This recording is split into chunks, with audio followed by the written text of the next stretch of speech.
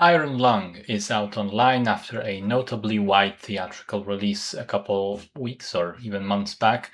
This is a feature directorial debut of Mark Fishback, also known as Markiplier, apparently a very popular YouTuber. I've never watched any of his content. Based on an indie video game under the same title, this was made entirely as a passion project with Mark driving the whole thing. And in the end, he managed to secure a theatrical release without a proper middleman distributor.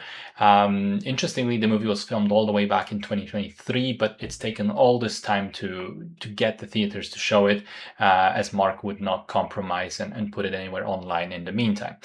The film is a science fiction horror taking place in the future where stars and planets are disappearing and humanity is struggling to survive.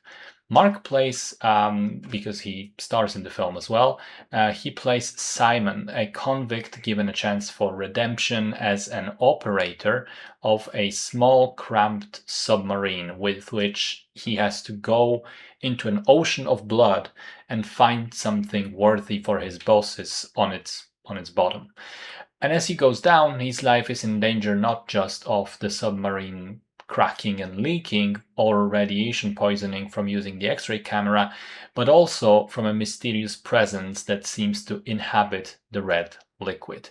So let me start by saying that I will always respect and admire indie filmmakers for having the drive and conviction and will to actually finish their projects and get them released on their own terms, especially in cases like this one where clearly it wasn't easy to persevere and in the end get the movie seen across the world. Props to Markiplier on this front. But sadly, the movie is not good. And it's not even that it feels cheaply made and janky, because, it kind of does, but at some points, but it fits the vibe of the story. The problems are different, and the biggest one is that the film is simply boring. It runs for 2 hours and 5 minutes, which is about 40 minutes too long for this concept to sustain. And it takes place entirely within the submarine with just one actor, and that actor is not particularly compelling.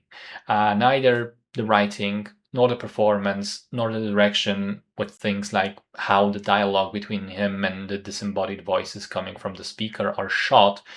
None of those things made me interested in what happens next. I was somewhat intrigued for the first 15 minutes, but then I really mentally checked out and I almost fell asleep.